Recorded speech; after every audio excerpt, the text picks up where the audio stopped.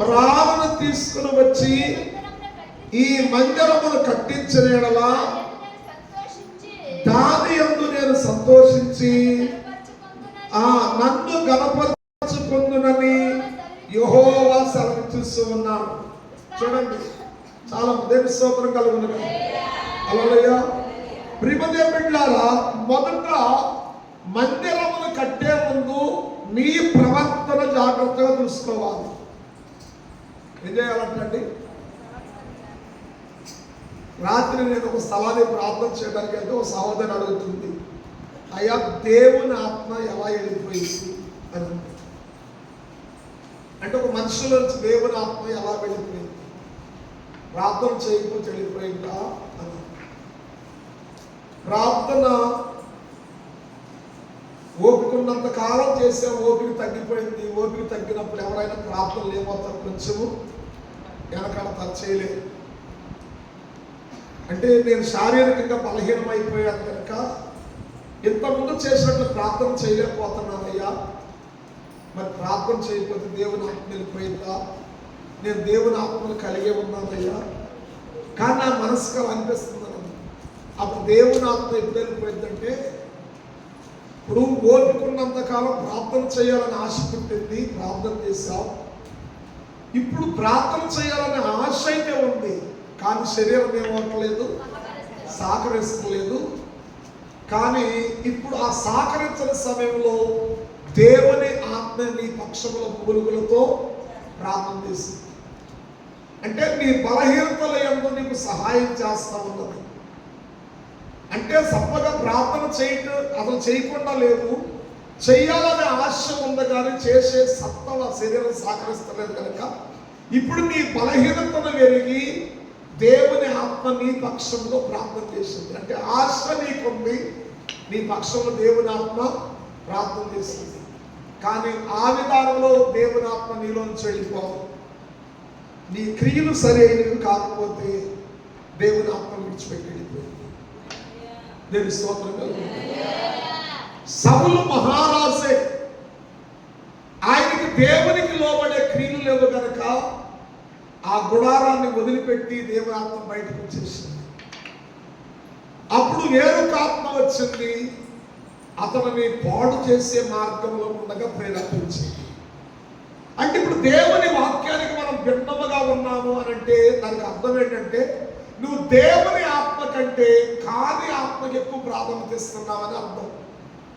అందుకని మనం నడిచే ప్రతి మార్గాన్ని మనం జాగ్రత్తగా చూసుకోవాలంటే ఆత్మ పరిశీలన ఉండాలి. ఆత్మ పరిశీలన కలిగిన వారమై, మరి దేవుని సన్నిధిలో మనం ఆత్మ పరిశీలన కలిగిన వారమై ఉన్నప్పుడు దేవుని ఆత్మ నిన్ను బలపరిచింది. కనుక దేవుని ఆత్మ నీలో లేనప్పుడు నీ ఆలోచనలు, నీ క్రియలు ఇవన్నీ కూడా ఎలా ఉంటాయంటే దేవునికి వేరుగా ఉంటాయి, వాక్యానుసారంగా ఉండవు. అయితే ఇక్కడ చదవబడినటువంటి అక్కయ్య గ్రంథంలో ఏమంటున్నాడంటే, మొదట మీ ప్రవర్తనను గురించి ఆలోచించండి. దేని గురించి ఆలోచించుకోవాలంట? ప్రవర్తనను గురించి ఆలోచించుకోనండి. నేను స్తోత్రం కలుగుతుంది. ఒకవేళ నీ ప్రవర్తన విధానం సరైనదిగా కాకపోతే నీ మందిరము అది దేవునికి మహిమాత్మకంగా కట్టబడింది కాదు, అన్నిటికీ నివాసం అయి ఉన్న మందిరముగా ఉంటుంది. దానిలో పరిశుద్ధత ఉండదు, అశుద్ధమైనవన్నీ ఉంటాయి. పూర్వకాలం యొక్క రాజుల యొక్క చరిత్రలు మనం చదివితే దేవుని మందిరాలని అశుద్ధమైన వాటితో నింపేశారని రాయబడి ఉంటుంది. అంటే కాని దేవునికి ఆయాసకరమైన వ్యర్థమైన వాటితో నింపుకున్నారు. ఆ మందిరాలను కాపాడుకున్నప్పుడు వారి రాజ్యాలు బాగున్నాయి. ఆ మందిరాలు పరిశుద్ధమైన మందిరంలో పరిశుద్ధుడైన దేవుని ఆత్మ ఉంటుందని గ్రహించి వారి హృదయమైన మందిరాలు కాపాడుకున్నారు. ఆ హృదయమైన మందిరాల్లో కాపాడుకున్న ఆలోచనలే ఆ కనబడుతున్న బాహ్యమైన మందిరాలను కాపాడుకున్నారు. ఈ హృదయాలు చనిపోయింది, అలాగే బాహ్యంగా ఉన్న మందిరాలు చనిపోయింది. అప్పుడు వారి కుటుంబాల్లో నెమ్మది కలగలేదు, వారి రాజ్యాలు ఎక్కడ నెమ్మదిగా లేవు. నేను స్తోత్రం కలుగునుగా. నీ రాజ్యము నెమ్మదిగా ఉండాలన్నా, నీవు నీ కుటుంబం నెమ్మదిగా ఉండాలన్నా మొదట నీ హృదయం అనే మందిరం దేవునికి ఇష్టముగా కట్టబడాలి. అప్పుడు బాహ్యమైన మందిరం మీద ఆ దృష్టిని కలిగిన వ్యక్తివై ఉంటావు. అయితే ఈ మందిరం కట్టడానికి మొదట నీ ప్రవర్తన జాగ్రత్తగా చూసుకో అని, రెండోది ఎలా కట్టాలన్నాడు? పర్వతములు ఎక్కాలి అని అన్నాడు. పర్వతములు ఎక్కి మందిరానికి తగినటువంటి మ్రాణులు తీసుకుని రావాలని అన్నాడు. ఎక్కడ తీసుకురావాలంటండి? పర్వతములు ఎక్కి మందిరానికి తగిన మ్రాణులు తీసుకురావాలి. ఇక పర్వతాలు ఎక్కకపోతే ఆ మ్రాణులు తీసుకురాకూడదా? చెప్పండి. ఎందుకు దేవుడు పర్వతమే ఎక్కి ఆ మ్రాణులు తీసుకురావాలన్నాడు? ఎన్ని పర్వతాలు మనకు కనబడతలేదు, ఆ పర్వతాల కింద ఎన్ని చెట్లు కనబడతలేదు. పర్వతం మీద ఉన్న మ్రాణు ఎందుకు కావాలి? పర్వతం క్రింద ఉన్న మ్రాణు పనికిరాదా? చెప్పండి. నేను స్తోత్రం కలుగును. హల్లెలూయా. పర్వతం మీద ఉన్న మ్రానికి, పర్వతం క్రింద ఉన్న మ్రానికి తేడా ఉన్నది. చాలా మందికి భక్తి చాలా సులువుగా ఉంటుంది. దేవుని మందిరానికి వెళ్ళరు. కొందరేమో నేను ఇంట్లో చేసుకున్నామని అంటారు. మేము ఊరు వెళ్ళినప్పుడు అక్కడ చేసుకున్నామని అంటారు. ఈ మధ్యలో పాస్టర్ గారు చెబుతున్నాడు, ఒక విశ్వాసంట, అయ్యా ఈ వారం ఎందుకు రాలేదనంటే మేము ఊరేళ్ళ నుంచి ఒక రూములో ఉన్నామంటే రూములో ఆరాధన చేసుకున్నామని అంటారు. ఎక్కడ చేసుకున్నాడంట? ఇదేంటి రూములో ఆరాధన చేసుకోవడం ఏంటి? పునరుద్ధానాన్ని నువ్వు ఎక్కడ గడపాలి? దేవుని మందిరంలో గడపాలిగా. దేవుని మందిరాన్ని ఎందుకు నియమించాడు? ప్రత్యేకమైన స్థానాన్ని ఎందుకు కలగజేశాడు? ఇప్పుడు ఆ లాడ్జీ రూమ్లోకి నువ్వు వెళ్ళావు, వాడికి 2 రోజులు 3 రోజులు రెంట్ ఇచ్చావు, నువ్వు ఉండావు, యువతలకు వచ్చేసావు. అంతకుముందు ఎవరున్నారు? ఆళ్ళకు ముందు ఎవరున్నారు? అది కట్టిన దగ్గర నుంచి ఎన్ని ఫ్యామిలీలు మారారు, ఎన్ని అసహ్యమైన క్రియలు అందులో జరిగినాయో. అక్కడ ఆరాధన, పరిశుద్ధ ఆరాధన అక్కడ జరగటం ఏంటి? పరిశుద్ధ ఆరాధన జరిగేది ప్రత్యేకమైన స్థలం కదా. అందుకని దేవుని మందిరాన్ని కేటాయించారు. నేను స్తోత్రం కలుగుతాను. రూములో చేసుకుందామని అన్నాడు ఆయన. నాకు కోపం వచ్చింది పాస్టర్ గారు, అంటే నాకు వాక్యం నేర్పుతున్నాడు అని అన్నాడు. ఏం చేస్తావులే, అలా తయారైపోయారు. నేను స్తోత్రం కలుగుతాను. అంటే నీ జీవితంలో నెమ్మదిగా ఉండాలంటే, నీ కుటుంబం మేలైనదిగా కట్టబడాలంటే దేవుడు అంటున్నాడు, అబ్బాయి వెళ్ళండి, ఎక్కడ వస్తాడు? కనబడిన ప్రాణం నరుగురండి, కనబడిన ప్రాణం తీసుకురండి, మందిరం కట్టుకుందాం అని చెప్పాడా? ఏమన్నాడు? పర్వతం ఎక్కువ, నువ్వు పర్వతం ఎక్కే అనుభవాన్ని నువ్వు కలిగి ఉండాలి. పర్వతం కింద చాలా ప్రాణులు ఉన్నాయి. మరి పర్వతం మీద పైన ఉన్న ప్రాణికి, పర్వతం కింద ఉన్న ప్రాణికి తేడా ఏంటి అనంటే, పర్వతం క్రింద ఉన్న ప్రాణికి నీళ్లు పుష్కలంగా ఉన్నాయి, ఎండ దెబ్బ తగలదు దానికి, గాలి వాళ్ళ దెబ్బ తగలదు దానికి. ఆ చెట్టు చోట అది పెరిగింది, కానీ సంవత్సరానికి ఎంత లాభం అయిపోయింది. నేను స్తోత్రం కలుగు. మరి కొండ మీద ఉన్న దానికి సరే నీటి వనరులు ఉండవు, దాని వేరు లోతుగా ఉండదు, ఎన్నో గాలి వాళ్ళ దెబ్బలు, ఎన్నో వడదెబ్బలు, కొమ్మలు విరిగిపోయి మళ్ళా సిగురు పుట్టి మళ్ళా కొమ్మలు బలపరుచుకుని అది పెరిగి పెరిగి ఇది సంవత్సరానికి ఇంత లాభం అయిపోతే అది 10 సంవత్సరాలైనా ఇంత లాభం అవడం కష్టమైంది. కానీ దానికి దీనికి ఉన్న తేడా ఏంటంటే, ఇది సంవత్సరానికే అమరనంత లాభం అయ్యింది, కానీ దీనిలో ఏ శ్రమ ఉండదు. 10 సంవత్సరాలైనా దాని వైశాల్యం ఎంత ఉంది కనుక అది ఏమైంది? ఆటుపాటులను ఎదుర్కొని, గాలి వాళ్ళ దెబ్బలను ఎదుర్కొని ఉంది కనుక అది సేవ తేలినదై ఉంటుంది. దేని స్తోత్రం కలుగు. హల్లెలూయా. దీన్ని నరకటం సులువే, కానీ దానిని నరకటము, చెప్పండి, కొండ మీద ఉన్న దానిని ప్రేమతో బిడ్డలారా, సేవ తేలిన దానిని నరకటం అనేది కష్టమైనది. దేని స్తోత్రం కలుగు. హల్లెలూయా.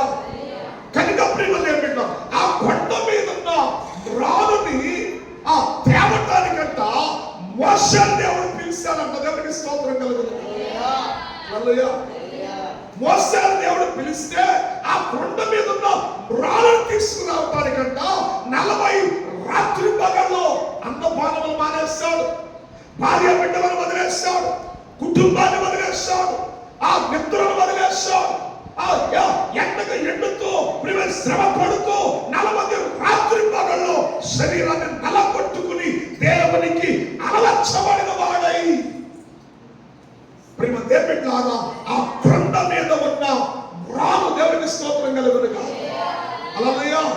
ప్రేమ దేవుడిలాగా క్రీస్తునబడిన దేవుని వాక్యం అనే రామును తీసుకుని వచ్చి మందిరమును కట్టిన వాడిగా మనకు కనబడుతున్నాడు. దేవుని స్తోత్రం కలుగునుగా. హల్లెలూయా.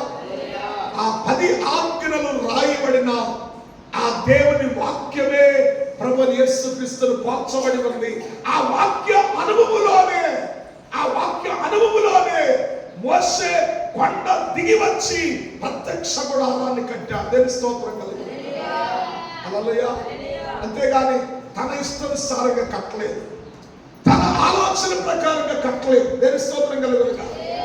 40 రాత్రి పగళ్ళు ఆ కాల్చబడిన వాడై, సరిచేయబడిన వాడై, దేవునికి ఇష్టడిగా మార్చబడిన వాడై, దేవుని చేత అలవర్చబడిన వాడై ఆ వాక్యం అనే రాను తీసుకుని వచ్చి దేవుని స్తోత్రం కలుగునుగా. హల్లెలూయా. ఇశ్రాయేలుని క్షేమదానమునిచ్చే, ఇశ్రాయేలుని ఒక క్రమాన్ని నేర్పించే దేవుని మందిరాన్ని కట్టాడు. అయితే మోషే ఆ 10 ఆజ్ఞలను 40 రాత్రి పగళ్ళు ఆ దేవుని ఎదుట గడిపిన వాడై ఆ వాక్యమును పట్టుకుని వస్తా ఉండగా కొండ క్రింద ఉన్నాడు.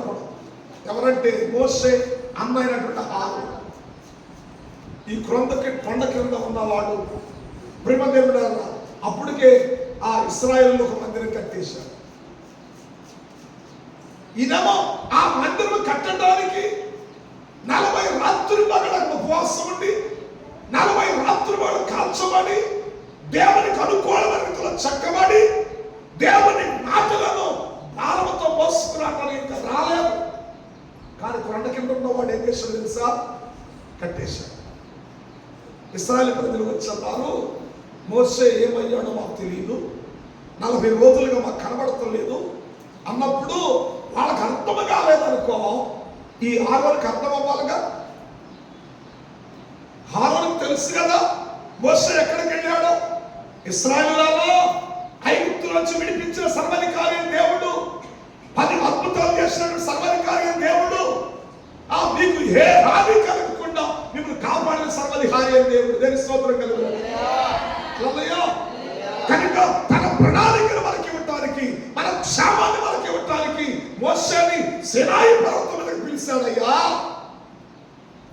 ఆయన వస్తాడు త్వరలో, నిరీక్షణ ఎదురు చూడండి అని చెప్పాలి. కానీ చెప్పాడా? ఏమన్నాడు? 32వ అధ్యాయంలో 2వ వచనంలో మీ దగ్గర ఉన్న బంగారం అంతా తీసుకొచ్చి నాకు ఇవ్వండి అని అన్నాడు. అప్పుడు వారి శబలకి ముక్కులకి ప్రేమ మెడలో ఉన్నది బంగారం అంతా తీసుకుని వచ్చి మోషేకి ఇచ్చారు. సారీ, హారోనికి ఇచ్చారు. హారోనికి ఇస్తే ప్రేమది హారోను దాన్ని ఏం చేశాడు? మొత్తం కలేసి ప్రేమది బిడ్డల శుద్ధితో దాన్ని అనగొట్టేసి, ప్రోగలతో దాన్ని అనగొట్టేసి ప్రేమది బిడ్డ దాన్ని అగ్నిలో కాల్చివేసి దాన్ని ఏం చేశాడు? పోత పోసాడు అంట. దేని స్తోత్రం కలుగునుగా. హల్లెలూయా. పోత పోసి ఒక రూపాన్ని చేశాడు. ఆ రూపాన్ని చేసి అంటాడు, ఇశ్రాయేలు, ఓ ఇశ్రాయేలు, ఐగుప్తులో నుండి మిమ్మలను రప్పించిన దేవుడు ఇదే అని అన్నాడు. ఎక్కడి నుంచి వచ్చింది ఇది? ఎక్కడి నుంచి వచ్చిందండి? శవాలు ఉన్నాయి కొన్ని, ముక్కులు ఉన్నాయి కొన్ని, మెడలో ఉన్నాయి కొన్ని. ఇవన్నింటిని కూడా పోగు చేసి కాల్చి ప్రేమదేవుడు శుద్ధగా చేసి దాని భోగంతో చెక్కి దానికి ఒక రూపం తెచ్చి దాన్ని నిలబెట్టాడు. ఇశ్రాయేలు, ఐగుప్తు దేశం నుంచి నేను రప్పించిన మీ దేవుడని యెహోవా ఇదే. చూడండి, దేని స్తోత్రం కలుగునుగా. అంతడు తాగాడా? దాని ఎదుట ఒక బలిపీఠం కట్టాడు. మీ జీవితాలు దీనికి సమర్పించండి అని చెప్పాడు. ఏం కట్టాడండి? చెప్పండి. అప్పుడప్పుడు మనం కూడా ఏం చేస్తాం? కానాటికి అర్పించేస్తాం. కాని దానికి అర్పించేసుకుంటాం మనం. నేను స్తోత్రం కలుగును. అవి నీ దేవుడు ఎవరో నీకు తెలియాలి. నీ దేవుడు పరిశుద్ధుడు అంటున్నాడు. నేను పరిశుద్ధుడై ఉన్నాను కనుక నీవు కూడా పరిశుద్ధుడు అయి ఉండాలి. నా మందిరము పరిశుద్ధమైనది. ఆ మందిరము నువ్వే. ఆ మందిరంలో ఆత్మ పరిశుద్ధమైనది నివాసం చేయాలి నీలో. దేని స్తోత్రం కలుగు. హల్లెలూయా. అని దేవుడు చెబుతుంటే ఆయన అంటున్నాడు, ఇదిగో నిన్ను ఐగుప్తు నుండి, అన్ని శ్రమల నుండి, అన్ని కష్టాల నుండి విడిపించిన నీ దేవుడిదే అని చూపించి దాని మీద బలిపీఠం కట్టి దాని మీద దహన బలులను సమాధాన బలులను అర్పించండి రేపటి దినాలని చెప్పాడు. దేని స్తోత్రం కలుగు. హల్లెలూయా. ఆదివారం ఆరాధన అంటే గుర్తుంటుందో ఉండదో తెలియదు, కానీ తెల్లారి నీ పండుగ దినము అని చెప్పగానే తెల్లారకు ముందు ఎలక్షన్ అండి. తెల్లారకు ముందు ఎలక్షన్ చేశాము చెప్పండి. తినటానికి ఆడుటకును దేవునికి స్తోత్రం కలుగు. ఇది ఎక్కడ కట్టబడింది? కొండ క్రింద మనుషుని ఆలోచనలు కట్టబడింది. దీనికి ప్రార్థన లేదు, దీనికి దేవుని ప్రణాళిక లేదు, దీనికి దేవుని గురించిన ఆలోచన లేదు. కొండ పైకి ఎక్కిన వాడు కష్టపడి ఎక్కాడు, శరీరం నలగొట్టుకుని ఎక్కాడు. కొండ పైన 40 రాత్రి పగళ్ళు కన్నీరు విడిచిస్తూ ఎండకు కాలుతూ మంచుకు తడుస్తూ ఉన్నాడు. ఉండి దేవుని సేవరాతతో రాయబడిన బండ మీద చెక్కబడిన దేవుని వాక్యం అనే మాటలను తీసుకుని వస్తుంటే కొండ క్రింద ఉన్నవాడు, ఆత్మీయ అనుభవం లేనివాడు, దేవుని శక్తిని చూడని వాడు, వాక్య సంబంధమైన నడవడి లేనటువంటి వాడు కొండ క్రింద కట్టేశాడండి. ఈ 3 పనులు చేశాడు. ఒకటి, బంగారమును ఒక రూపం చేశాడు. రెండవది, ఇదే మీ దేవుడు అని చెప్పాడు. దీనికి బలిపీఠములు కట్టాడు. దహన బలులు సమాధాన బలులు అర్పించండి రేపు మీ పండుగ. ఆ మాట చెప్పాడు. తెల్లారి పాటి ముగిపోయారు. ఇదేంటి? ఐగుప్తు దేశం నుంచి ఇది మమ్మల్ని తీసుకురావటమేంటి? ఇది మమ్మల్ని తీసుకుని వస్తే మేము 400 సంవత్సరాలు అక్కడ ఎందుకున్నాం అని ఆలోచన వచ్చిందా వారికి? నువ్వు విడిపించబడడానికి కారణం ఏంటో నీకు అర్థమవుతుందా? నీ కుటుంబం కట్టబడడానికి కారణం ఏంటో నీకు అర్థమవుతుందా? దేవునికి స్తోత్రం కలుగు.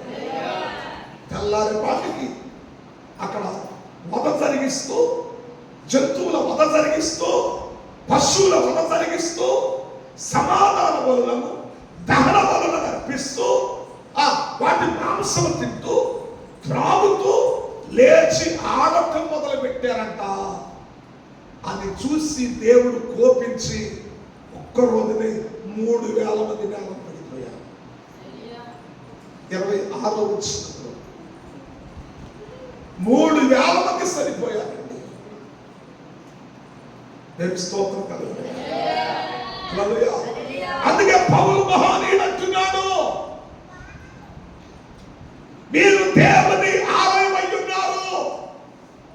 మీరు నెమ్మదిగా ఉండాలంటే, మీరు సుఖముగా ఉండాలంటే, మీరు శాంతము కలిగిన వారై ఉండాలంటే మీరు దేవుని ఆలయం అయి ఉన్నారు.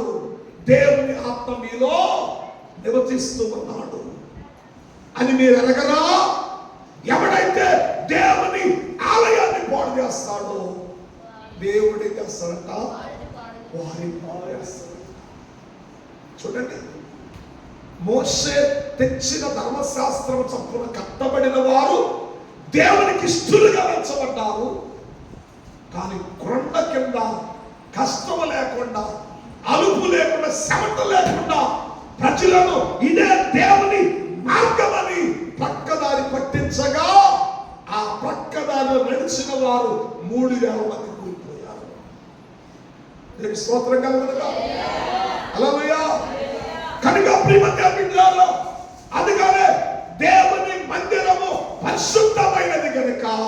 ఆ మందిరము నీవే అని దేవుడు మాట్లాడాడు. ఆ మందిరం ఎవరో కాదు, నీవే. నీవే ఆ పరిశుద్ధమైన మందిరముగా ఉండాలి. నీవే ఆ దేవుని నివసించే స్థలముగా ఉండాలి. దేవునికి స్తోత్రం కలుగును. హల్లెలూయా. మనం అలా ఉండాలంటే నేను ఒక 4 మాటలు చెబుతాను చూడండి. ప్రియదేవుడ యెషయా గ్రంథము 2వ అధ్యాయం 3వ వచనం చూడండి. యెషయా గ్రంథము ఎక్కడి నుంచి వచ్చిందంట? ఎందుకంటే 2వ అధ్యాయం కంటే ముందు 1వ అధ్యాయం ఉంది. ఆ 1వ అధ్యాయంలో ప్రజలు దారి తప్పారు, ప్రజలు ఇష్టానుసారంగా ఉన్నారు, ప్రజలు నచ్చిన మార్గంలో ఉన్నారు, ప్రజలు నచ్చిన క్రియలు జరిగించారని దేవునికి స్తోత్రం కలుగునుగా. హల్లెలూయా. దేవుడు అంటాడు, ఇశ్రాయేలులారా రండి ఈ వాదం తేల్చుకుందామని అంటున్నాడండి. నాతో పోరాడి మీరు గెలుస్తారా? రండి మీకు మాకున్న వివాదాన్ని తీర్చుకుందామని అంటున్నాడు దేవుడు. ఎందుకయ్యా అనంటే మీ చేతులు రక్తముతో నిండి ఉన్నాయి. ఏమై ఉన్నాయంటండి? చేతులు రక్తంతో నిండినటువంటి అర్థం ఏంటి? దోషమును కలిగి ఉన్నారు. దేవునికి చెల్లించలేని దోషం, మేలైనది చేయలేని దోషం, శ్రమ పడుతున్న వారిని కనికరించలేని దోషం. ఇలాంటి దోషముల చేత మీ చేతులు రక్తముతో నిండి ఉన్నాయి. రండి వివాదం తీర్చుకుందామని అంటున్నాడు.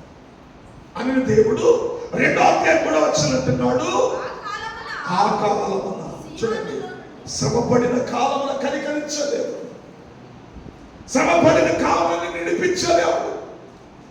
శ్రమపడిన కాలాన్ని ఒకవేళ నువ్వు మర్చిపోవచ్చు, కానీ నిన్ను ప్రేమిస్తున్న దేవుడు అంటున్నాడు, నువ్వు నష్టపోయిన కాలము, నువ్వు శ్రమపడిన కాలము, నువ్వు దుఃఖపడిన కాలము, నువ్వు శ్రమిస్తున్న కాలమున చూసిన దేవుడంట, ఆ కాలమును సియోనులో నుండి ధర్మశాస్త్రమును స్తోత్రం కలుగునుగా. సియోను అనగా దేవుని నివాస స్థలము, యెరూషలేము అనగా దేవుని సంఘం. సంఘము నివసించే మందిరం. దేవుని స్తోత్రం కలుగునుగా. హల్లెలూయా. యెరూషలేము అనగా సంఘము. సియోనులో నుండి దేవుని వాక్యం అనే ధర్మశాస్త్రం వచ్చింది. ఆ ధర్మశాస్త్ర వాక్యమును కలిగిన మనలో నుండి అంట ఏమొస్తుంది? యెహోవా వాక్కు. అంటే ప్రియదేవుని వాక్యమును కలిగినప్పుడు, ఆ వాక్యమును కలిగినప్పుడు సంఘములోంచి ఏమి రావాలంటే యెహోవా వాక్కు రావాలి, ప్రవచనము రావాలి, సూచన రావాలి, నడిచే నడకని మార్చుకోగలిగిన ఒక మంచి ఆలోచన పుట్టుకు రావాలి. ఇది ఆ సియోనులో నుండి ధర్మశాస్త్రం వస్తే అప్పుడు సంఘములో నుండి వాక్కు బయలుదేరి. దేవుని స్తోత్రం కలుగును. హల్లెలూయా. ఆ సంఘంలో వాక్యం చేస్తుందో తెలుసా? ఒకరినొకరు హెచ్చరిక చేసుకుంటారు. అయ్యా మనం ఇంకా క్రమంలో లేవేమో, అయ్యా ఇంకా సరైన భక్తిలో లేవేమో, ఇంకా సరైన ప్రార్థనలో లేవేమో, ఇంకా సరైన పట్టులో మనము లేవేమో. అలాంటి పట్టు కలిగిన వారమై మనల్ని మనం కట్టుకునే వారిగా ఉందాం. అలాంటి పట్టు కలిగిన వారమై మన కుటుంబాలను కట్టుకుందాం, మన గ్రామాలను కట్టుకుందాం, మన దేశాన్ని కట్టుకుందాం. రెండని సంఘముల నుంచి ఒక వాక్కు బయలుదేరాలి. దేవుని స్తోత్రం కలుగును. ఆ కాలంలో సియోనులో నుండి ధర్మశాస్త్రం వచ్చిందంట. యెరూషలేములో నుండి యెహోవా వాక్కు బయలుదేరి దేవని చదువు.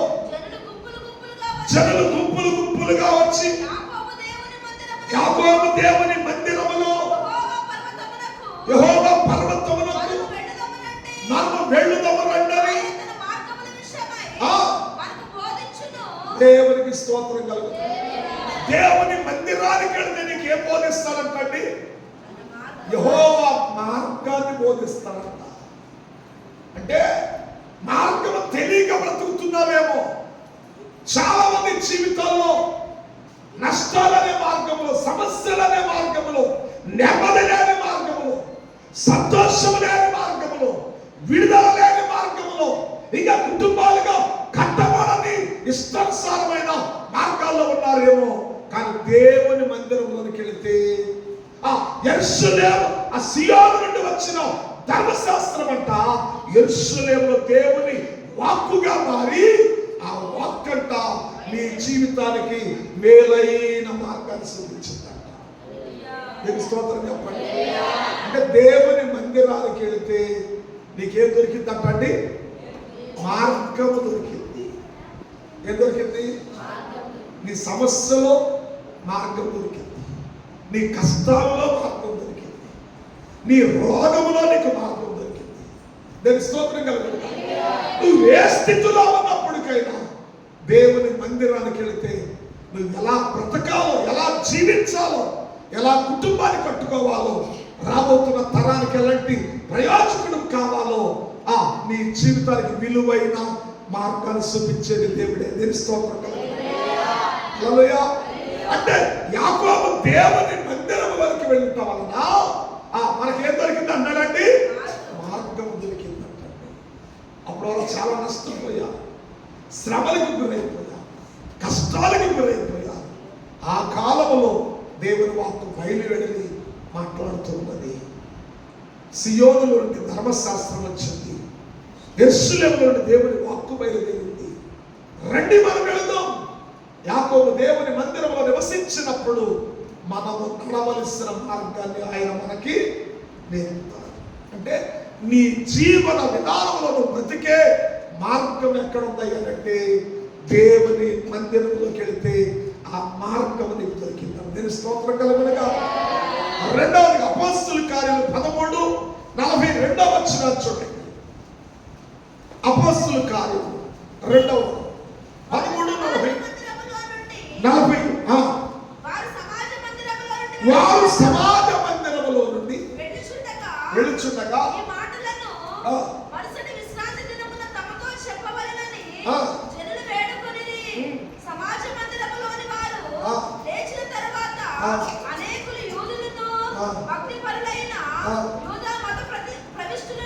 యోధా మత ప్రతిష్ఠులను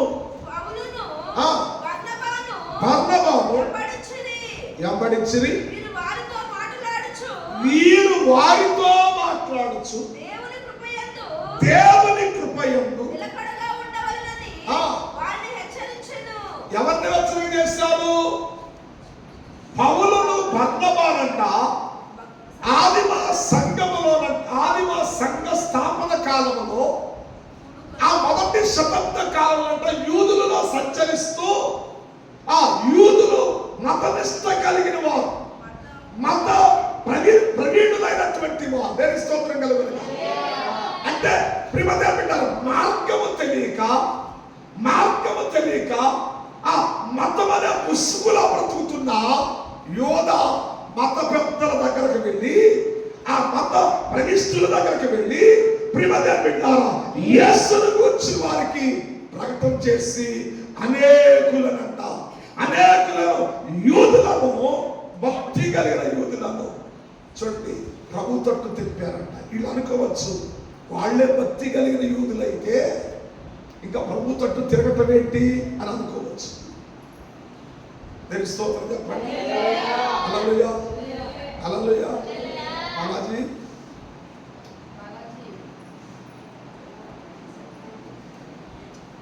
నిద్రపట్టానికి వచ్చేవా? మీరెందుకు మేము తిరిగి మాట్లాడుకుంటున్నారు? తిరుగుతున్నా ఎందుకని తిరిగి మాట్లాడుకుంటున్నారు? దేవునికి స్తోత్రం. ఎవరి దగ్గరికి వచ్చారు? ఎవరి దగ్గరికి వచ్చారు? ఎవరంటే వీళ్ళు భక్తి కలిగిన యూదులు. భక్తి కలిగిన యూదులకి ఇంకా బోధ అవసరమా? మీరే భక్తి కలిగిన వాళ్ళు అయితే ఇప్పుడు నేను చెప్పే బోధ మీకు అవసరమా? చెప్పండి. వాళ్ళంతా భక్తి కలిగిన యూదులే కానీ మతమయందు ప్రవిష్ట కలిగిన వారు. లేదండి, యేసు ప్రభు మతం అనుకుంటే మోసంలో ఉన్నామంతే. యేసు ప్రభు మతము కదా, అందుకే నేను మొదటి మాట చెప్పింది, మతములో ఉన్నవారు వారి చేతులు రక్తముగా కనబడుతుంది. చేతులు దోషముగా కనబడుతున్నాయి. వారి ఆలోచన అన్యాయం, వారి నడవడి అన్యాయం, వారి జీవితమే అన్యాయం.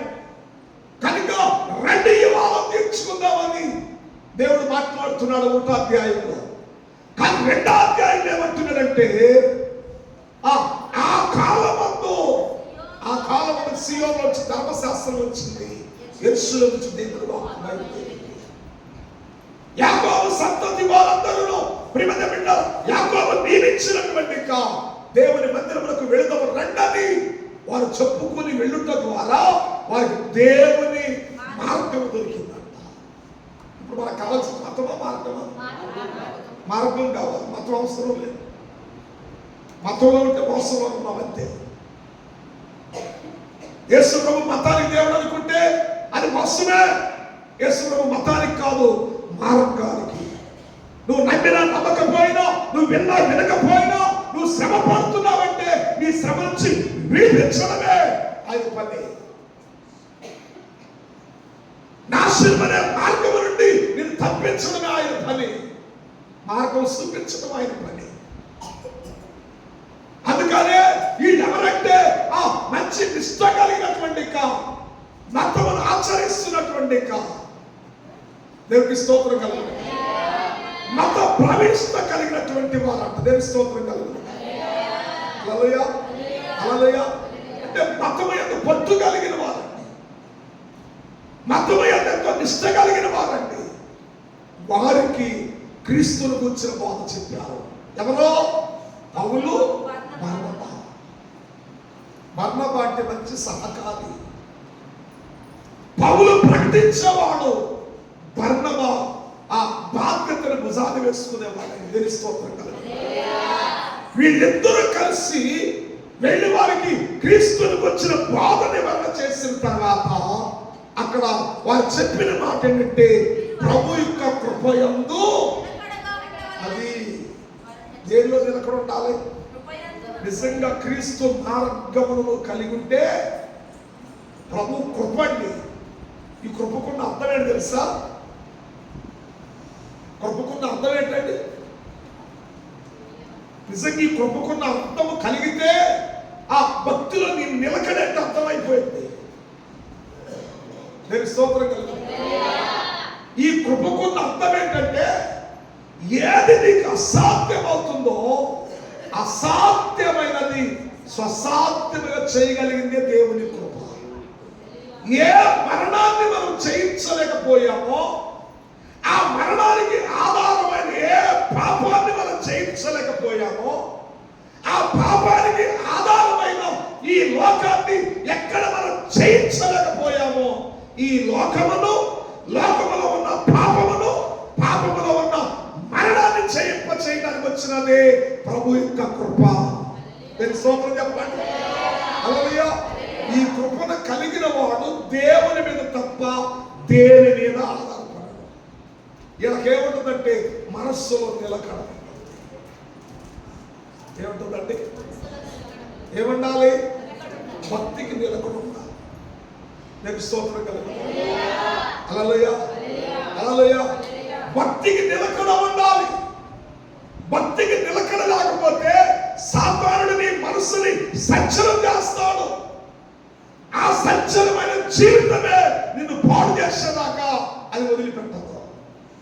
అందుకనే దేవుని కృపయందు నీవు నిలకడ కలిగి ఉంటే ఆ నిలకడైన భక్తి, ఆ కృప ద్వారా ఏది నీకు అసాధ్యమో, ఏ పరిస్థితుల్లో నువ్వు ఉన్నావో, ఏ పరిస్థితుల్లో బాధపడుతున్నావో, ఒకవేళ ఎక్కడ నష్టం ఉందో, ఎక్కడ కష్టం ఉందో, ఎక్కడ శ్రమ ఉందో, వీటన్నిటి నుంచి విడిపించేదే దేవుని కృప. నేను స్తోత్రం కలుగుతాను. ఆ కృపలో మనం ఏమై ఉండాలంటే నిలకడ కలిగి ఉండాలి. నేను స్తోత్రం కలుగుతాను. అదే కొంతమంది చూసినప్పుడు ఏమంటారు తెలుసా? వీళ్ళకి నిలకడ లేదండి అని అంటారు. నేను స్తోత్రం కలుగుతాను. హల్లెలూయా, హల్లెలూయా. నిలకడ కలిగిన వాడికి ఒక కుటుంబం ఉంది, నిలకడ కలిగిన వాడికి ఒక భార్య ఉంది, నిలకడ కలిగిన వాడికి ఒక భర్త ఉంది, నిలకడ కలిగిన వాడికి ఒక బాధ్యత ఉంది. ఈ నిలకడ లేనివాడికి ఏమి ఉండదు. అర్థమవుతుందా? కష్టార్జితం ఎక్కడికి వెళ్ళాలండి? నిలకడ కలిగిన మనసుంటే నా కుటుంబం పోషించబడాలి, నా బిడ్డలు ప్రయోజకులు కావాలి, నా కష్టము నా కుటుంబానికి అంకితం అన్నట్లుగా ఉండాలి నిలకడ ఉంటుంది. కానీ చాలా మంది కష్టము ఎక్కడికి రాదు, ఇంటికి రాదు, వెళ్ళిపోయింది, దారులు పడి వెళ్ళిపోయింది. అందుకనే ఎవరి మనస్సులో ఆ నిలకడ కలిగిన భక్తి ఉంటుందో ఆ నిలకడత్వం అనేది క్రీస్తును ధరించుకుని వారై ఉంటారు. ఇది స్తోత్రం. అందుకనే ఆ పౌలు భక్తుడు బర్నబా ఆ యోధ మతము కలిగినటువంటి మత ప్రవిష్టులైనటువంటి అంత నిష్ట కలిగిన వారికి ప్రభువును పరిచయించేటువంటి సామాన్యమైన విషయం కాదండి. అర్థమవుతుందండి? మనకేమన్నది పోయింది. ఎందుకని నిలకడ లేకపోతే ఉన్నది పోయింది. నేను స్తోత్రం కదా. అంటే దేవుని వాక్యం మీద బేస్ అయినటువంటి వాడు వాక్యాన్ని చూస్తాడు, వాక్య క్రమాన్ని చూస్తాడు, కానీ ఇతర విషయాల మీద అంత దృష్టి పెట్టాడు.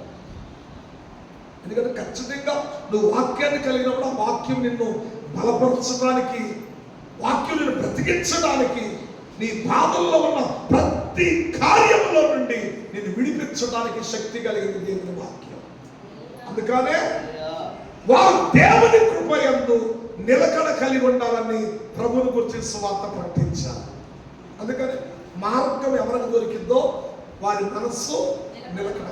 మార్గం లేనివాడు చెప్పండి, మార్గం లేనివాళ్ళు చెప్పండి నిలకడలేక తిరుగుతారు. అందుకే నేను దానికి ఒప్పుకోను. నిజంగా ప్రభు మార్గాన్ని పట్టుకో, నిలువు, ప్రభు కొరకు నిలవబడు, ఆయన కార్యం చేయకపోతే ఆ నిలబడే నిలకడ నీకు లేకపోతే బ్రతికినంత కాలం తిరగటమే. చివరి కాళ్ళు ఎప్పుడు చక్రం సంసతికి పడిపోయేదా యోగ్యత లేదు. కనుక నిలకడ కృపయందు నిలకడ కలిగి ఉండాలి. మూడవదిగా మాట్లాడుతూ ఉన్నారు తిమోతికి రాసిన మొదటి పత్రిక 3:15 మొదటి తిమోతి 3:15 త్వరగా కనబడు.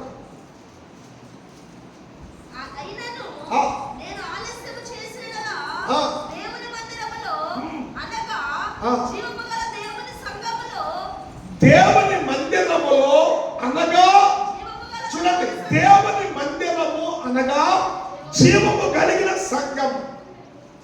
ఇప్పుడు దేవుని మందిరం అంటే దీన్నే తీసుకుంటున్నాను, అది కాదు. దేవుని మందిరములో అనగా దేవుని సంఘం. ఏ సంఘం అంటది? జీవము కలిగిందా జీవము లేదు? చెప్పండి, జీవము కలిగిందా జీవము లేదు? మరి జీవము కలిగిన నీవు జీవము లేని చోటుకి ఎందుకు వెళ్తావు? చెప్పండి, జీవము కలిగిన నీవు జీవము లేని చోటుకి ఎందుకు వెళ్తావండి? వాక్యము కాగిదా చుట్టూ తిరుగుతున్నావు. నువ్వు చేసేది నీకు అర్థమవుతుందా? నువ్వు నడిచే మార్గం నీకు అర్థమైందా? నీ మనసు ఖచ్చితంగా దేవుని ప్రభు మీద నిలకడ కలిగి ఉందా? పౌలు భక్తుడు అంటున్నాడు, దేవుని మందిరము అనగా జీవము కలిగిన సంఘములో జనులు ఎలాగ ప్రవర్తించాలో అది నీకు తెలియవలెనని ఈ సంగతి నీకు రాస్తున్నాను. అదేమనగా అంటే ఆ సంఘము సత్యమునకు స్తంభమై ఉండాలి. ఏమై ఉండాలండి? ఏమై ఉండాలి? నువ్వు సంఘానికి సత్యమునకు, సంఘము సత్యమునకు స్తంభమై ఉండాలి. దేనికి నువ్వు పునాది? ఈ భుజమెత్తిగా దేనికి కాస్తున్నావు? అర్థమవుతుందా? తిరుగుతున్నా అర్థమవుతుంది. ఈ భుజం దేనికి కాశావు? సత్యమునకు స్తంభముగా ఉందా? సత్యమునకు కొంతమంది ఉన్నారు. ఇంకా సత్యానికి స్తంభముగా భుజము కాశావా? సత్యము కాని దానికి భుజము కాశావు, నష్టపోతాం అంతే. నువ్వు చేసేది సత్య సంబంధమైనది కాకపోతే నష్టపోతుంది. దాన్ని నేనైనా నాదిపడాల్సిన పని లేదు. అందుకని పౌలు గారు అంటున్నాడు, అందుకే నీకు రాస్తున్నాను నాయన, ప్రియ కుమారుడా, ఓ ఆత్మీయ కుమారుడా, వాక్యం చేత కన్న కుమారుడా, ఈ మాటలు నీకెందుకు రాస్తున్నాను తెలుసా? దేవుని సంఘము, దేవుని మందిరము అనగా జీవము కలిగిన దేవుని సంఘం అంటున్నాడు. దేవుని మందిరం అంట, జీవము కలిగిన దేవుని సంఘం అంట. జీవము లేనిది కాదు. జీవము లేనిదైతే దానికి స్పర్శ తెలియదు. జీవము లేదని స్పర్శ తెలియదు. జీవము లేని దానికి అర్థం కాదు. మరి జీవము కలిగితే చెప్పండి. యేసు ప్రభువు వారు ఇలాగే సమాజ మందిరంలో మాట్లాడుతున్నాడు. మార్కు సువార్తలో సమాజ మందిరంలో మాట్లాడుతుంటే ఆయన వాళ్ళ అధికారం కలిగిందిగా ఉందంట. సమాజంలో నుండి ఒక దురాత్మ లేచింది. లేచి కేకల పెడుతూ ఉండగా ప్రభు అన్నాడు, నోర్మై అని అన్నాడు. దేని స్తోత్రం కలుగును. ఎందుకని అది ఆయన పొగుడుతుంది, ఆయన పొగుడుతుంది. కానీ ఎందుకు దాన్ని నోర్మేయమన్నాడు? నువ్వే అసలు అబద్ధికుడు అయితే నీ చేత పొగిడించబడటం ఏంటి? నువ్వు సత్యం తెలియని వాడు అయితే నీ చేత పొగిడించబడటం ఏంటి? నోర్మయ్యాలన్నాడు. దేని స్తోత్రం కలుగును. అదేమని పొగుడుతుందంటే నువ్వు దేవుని కుమారుడు అని సంభవం చేస్తానండి, నేను ఎరుగుదును అని అంటుంది. అంటే అర్థమేంటి ప్రియ దేవుడిలారా? దేవుని మందిరము అనగా జీవము కలిగిన దేవుని సంఘం అంట. సత్యమేదో అసత్యమేదో గ్రహించాలి. అది సత్యానికి భుజము కాసిన స్తంభముగాను ఉండాలంట. దేవుని వాక్యానికి భుజము కాసే స్తంభముగాను ఉండాలి. నేను స్తోత్రం కదా. హల్లెలూయా. కొంతమందికి చూడండి ప్రియ దేవుడిలా, ఈ ఇంటి మీద తాటేకులు ఉండవు. ఏమన్నామండి? అర్థమైంది నేను చెప్పేది? వాళ్ళున్న ఇంటి మీద తాటేకులు ఉండవు. కానీ ఏం చేస్తారు చెప్పండి అమ్మా? ఏదే ఇల్లు కప్పడానికి వెళ్తారు. దేవుని వాక్యం అంటుంది, నిన్ను నువ్వు కట్టుకో, నిన్ను నువ్వు కప్పుకోబోతా. అంటే సత్యమునకు స్తంభం అవ్వాలి. నువ్వు దేవుని వాక్యానికి స్తంభం అవ్వాలి. దేవుని కొరకు నువ్వు నిలబడే వ్యక్తివై ఉంటే దేవుడు నీ పక్షంలో నిలబడతాడు. దేవుడు నీ పక్షంలో తన కార్యాలని జరిగిస్తాడు. పౌలు అంటున్నాడు, ఇది నీకు తెలియాలి అని అంటున్నాడు తిమోతితో. ఈ సత్యం నీకు తెలియకపోతే నువ్వు అనేకుల ఇల్లు కప్పడానికి వెళ్తావు, కానీ నీ ఇల్లు వర్షం వస్తే కారిపోతామంటుంది. ప్రయోజనం ఏంటి? స్తోత్రం కలుగు. మొదట నీ ఇంటిని కప్పు, మొదట నీ ఇంటిని కట్టుకో. ఆ శోధన రాకమునిపే సత్యమునకు స్తంభముగా నీవు భుజం కాయి. ఒక రోజున సత్యం నిన్ను నిలబెట్టింది. ఆ వాక్యం నిన్ను కాపాడింది. నేను స్తోత్రం కలుగు. సత్యమునకు ప్రేమ దేవుడిలారా ఏమన్నాడు? స్తంభముగా. దేవుని స్తోత్రం. అంటే సంఘానికి, అంటే మనమే దేవుని మందిరము. మనలో దేవుని ఆత్మ నివసించినప్పుడు, మనందరిలో ఒకే ఆత్మ ఉన్నప్పుడు మన మనస్సు ఒకే రకంగా ఉండాలి. ఒకళ్ళ మీద ఒకళ్ళు చెప్పుకునే మనస్సు కలిగినది అది సత్యములకు స్తంభము కాదు. క్రీస్తు ప్రేమ సంఘములో ఉండాలి. సంఘములోంచి దేవుని వాక్కు వెడల వెళ్ళాలి. అనేకులకి అదేం చేయాలి? సత్యాన్ని ప్రకటించాలి, సంఘములను చేర్చుకోవాలి. నేను స్తోత్రం కదా. హల్లెలూయా, హల్లెలూయా. కనుక సత్యమునకు నువ్వు స్తంభమైతే అసత్యమేమో గ్రహిస్తావు, అసత్యాన్ని గ్రహిస్తావు. నేను స్తోత్రం కదా. నాలుగోదిగా చూడండి, మొదటి పేతురు 2వ అధ్యాయం 5వ వచనం. 2:5.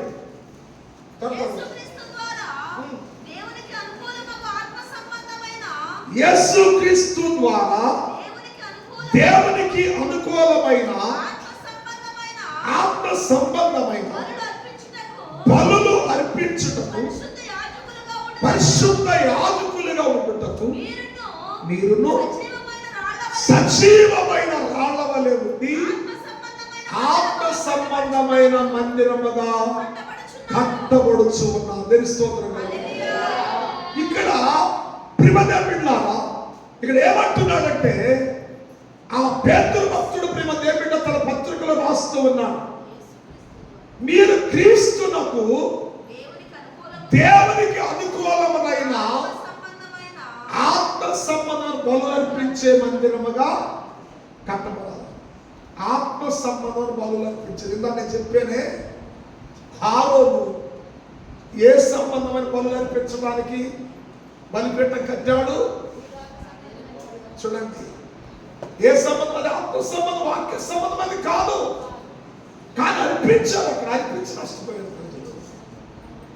ఆ బలిపీఠం వాక్య సంబంధం అది కాదు. ఆ బలిపీఠం మీద అనుభవం కొండ మీద అనుభవం కాదు, కాల్చబడిన అనుభవం కాదు, గాలి వాళ్ళను ఎదుర్కొన్న అనుభవం కాదని. అందుకనే ఆ బలిపీఠం దగ్గర వారు అర్పించిన బలులు వారికి ఉరిగా మార్చబడ్డాయి. కానీ పేతురు అంటున్నాడు, మీరు దేవునికి అనుకూలమైన ఆత్మ సంబంధమైన మందిరముగా కట్టనై ఉన్నారు. దేవుని స్తోత్రం కలుగుతుంది. మీరు ఏమయ్యారంటే సజీవమైన రాళ్ళు. ఇప్పుడు ఈ సజీవమైన అంటే జీవము లేని రాళ్ళు ఉన్నాయి, సజీవమైన. ఇప్పుడు మనం ఇటుకరాళ్ళు కొట్టేసుకున్నాం అనుకోండి, గోడ కట్టుకోవాలని. సరే ఇటుకరాళ్ళు వచ్చేసినాయి, ఇసుక రాలేదు, సిమెంట్ రాలేదు, పని మొదలట్లేదు. ఒక 10-20 రోజులు దాని ముఖం చూడకుండా వదిలిపెట్టామనుకోండి, ఇప్పుడు ఆ ఇటుకరాళ్ళు కొట్టా ఉంటుందా? చెప్పండి, ఉంటుందా? ఉండదు. ఏమైంది? ఎప్పుడైతే ఆ పని వెంటనే జరగకపోతే, ఆ పని జరగకపోవటం వలన అవి ఏ రాళ్ళుగా ఉన్నావు? అవి వాటిలో జీవము లేదు. జీవము లేని రాళ్ళు కనుక ఈ రాళ్ళు ఏం చేస్తారంటే, దారం తెలియవాడు ఒకటి అలాగే చేతిలో పట్టుకు వెళ్ళిపోతాడు. చూసేవాడు కనుకుంటున్నాడు ఒక రాయేగా అని అనుకుంటాడు. ఇలా వెళ్ళినప్పుడల్లా ఒక రాయి పట్టుకు వెళ్ళిపోయాడు అనుకోండి, అలా దారంకి వచ్చినోడల్లా తల ఒక రాయి పట్టుకు వెళ్ళిపోయాడండి.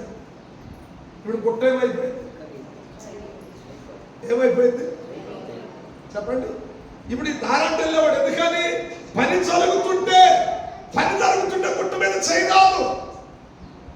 ఆ పని జరగక ఖాళీగా పొలం వేయబడ్డాయి కనుక దారం వెళ్ళేవాడు ఒక రాయి పట్టుకెళ్తాడు, అటు వెళ్ళేవాడు ఒక రాయి, ఇటు వెళ్ళేవాడు ఒక రాయి. ఎందుకని? దాని గురించి పట్టించుకున్న వాళ్ళే. నేను స్తోత్రం కలుగుతాను. మేము ఆ స్థలం దగ్గర ఉంటే, ఆ సచివాలయం దగ్గర ఇంకా పని మిగిలిపోయింది కదా, పెద్ద ఇసుక పుట్ట ఉంది, అలాగే పెద్ద కంకర పుట్ట ఉంది. రోజు ఒక జంట ప్రిమదే బిడ్డ కావాల్సినోడు కావాల్సినంత కంకరతో వెళ్ళిపోయి ఇసుకతోకి వెళ్ళిపోయి. ఇప్పుడు ఏమీ లేదు. నిన్న మొన్న పని మొదలెడటానికి వచ్చి చూస్తే అక్కడ ఏమీ లేదు. తెల్లారిపాటి మళ్ళీ ట్రాక్టర్ ఇచ్చుకుని ఇసుక పనికి సరిపడ్డ సిమెంట్ తెచ్చుకుని పని చేస్తున్నాను. అంటే అర్థమేంటి? పని ఎప్పుడైతే ఆగిందో రాళ్ళు ఏమైపోతాయి? వెళ్ళిపోతాయి. కానీ భక్తుడు అన్నాడు, అవి జీవము లేని రాళ్ళయ్యా, నువ్వు కూడా రాయి వంటి వాడివే. నీలో జీవమున్న రాయులు, అవి జీవము లేని రాళ్ళు తల పట్టుకెళ్ళిపోయారు. కానీ నువ్వు జీవము లేని రాయిని. నువ్వు ఎవరికి కావాలో తెలుసా? సాతానుడికి కావాలి. సాతానుడిని నువ్వు దొంగిలించకుండా ఉండాలంటే నువ్వు ఆత్మ సంబంధమైన రాయిగా ఆలస్యం చేయకుండా రాయమంటే రాయి కట్టబడి 2 రాళ్ల మధ్యలో సిమెంట్ అనబడిన ఆ పరిశుద్ధాత్మతో నువ్వు కట్టబడితే, ఇప్పుడు ఇది గోడ కట్టబడింది, ఎవడైనా గోడను కదిలిస్తాడా? కదిలించలేదు. అదే గోడ కట్టుకుంటూ రాళ్ళు కొట్టేసి నాయేనండి అనుకుని నేను ఎక్కడో ఉంటాను అనుకోండి, పేరు నాయేనండి అని అంటుంది, రాళ్ళు వెళ్ళిపోయే చోటకి వెళ్ళిపోతాయి. అది ఆ స్థానంలో నేనే కాదు, ఎవరైనా అంతే. ఇప్పుడు ఇది కట్టబడింది కనుక, రాయి కట్టబడింది కనుక, అంటే మనసు ఆత్మ సంబంధమైన మందిరముగా నువ్వు కట్టబడితే ఏ శత్రువు నిన్ను కదల్చలేడు. నువ్వు కట్టబడలేదు కనుకనే అపవాది దొంగలబడిన వాడు దొంగిలించడానికి వాడి కుయుక్తులు పొందుతున్నాడు. అందుకనే నాలుగోదిగా మీరు ఆత్మ సంబంధమైన బలులు అర్పించడానికి దేవునికి ఇష్టమైన మందిరముగా కట్టబడాలి. ఒకటి, దేవుని మందిరానికి వెళ్తే దేవుని మార్గం దొరికింది. రెండవదిగా దేవుని మందిరంలోకి వెళ్తే కృపలో కలిగిన నిలకడ దొరికింది. మూడవది, దేవుని మందిరానికి వెళ్తే నువ్వు ఒక భుజము కాయగలిగిన ఒక బలమైన స్తంభముగా ఉండగలుగుతావు. నాలుగవదిగా ఆత్మ సంబంధమైన ఏ శత్రువుకి నీలో చోటు లేకుండా, ఎవడు నిన్ను క్రమం తప్పించడానికి వీలు లేకుండా ఆత్మ సంబంధమైన మందిరముగా ఆత్మతో కట్టబడాలి. ఆత్మతో కట్టబడాలి. ఆత్మతో కట్టబడితే ఆత్మ సంబంధమైన మందిరంలోనికి ప్రభువు రావడానికి ఇష్టపడుతున్నాడు. చివరికి ఒక మాట జ్ఞాపకం చేస్తాను. మత్తయి సువార్త 4వ అధ్యాయం. దేవునికి మహిమ కలుగును. హల్లెలూయా. 23వ వచనాన్ని, ఆత్మ సంబంధమైన మందిరముగా కట్టబడితే యేసు వారి సమాజ మందిరములోకి వెళ్ళి బోధించుచు దేవుని రాజ్యమును గురించిన సువార్తను ప్రకటించుచు ప్రజలలోని ప్రతి వ్యాధిని రోగమును స్వస్థపరచాలి. దేవునికి స్తోత్రం చెప్పండి. వీళ్ళు ఎక్కడున్నారు? సమాజ మందిరములో ఉన్నారు. సమాజ మందిరంలో ఉన్నారు. కానీ నా బాధ ఇదయ్యా, నా వ్యాధి ఇదయ్యా, నా సమస్య ఇదయ్యా అని ఏమైనా చెప్పుకున్నారు? అక్కడ చెప్పుకోలేదు. ఎందుకు? అవసరం లేదు. నువ్వు దేవుని మార్గాన్ని తెలుసుకుని, దేవుని మార్గాన్ని స్పష్టంగా తెలుసుకుని, ఆయన కృప, ఆ కృపలో సమస్త కార్యములు జరుగుతాయని కృపయందు మనస్సు నిలకడ చేసుకుని, మూడవదిగా సత్యం అనే వాక్యమునకు ఒక స్తంభముగా నువ్వు నిలబడితే ఆ నిలబడిన స్థితి ఆత్మ సంబంధమైన మందిరముగా, నాలుగోదిగా నువ్వు కట్టబడితే ఆత్మ సంబంధమైన మందిరంలోకి ప్రభు ఆత్మ వస్తే దేని స్తోత్రం కలుగును. నీ లోటులన్నీ తీర్చి వెళ్ళిపోతాడు. దేని స్తోత్రం చెప్పండి. నీ సమస్యలన్నీ తీర్చి వెళ్ళిపోతాడు. ప్రియమైన బిడ్డలారా, నువ్వు అడగకుండానే, నువ్వు ఊహించకుండానే ఆయన వచ్చాడనంటే నీ లోటును చూసి వెళ్తాడు. దేవునికి స్తోత్రం కలుగును. హల్లెలూయా.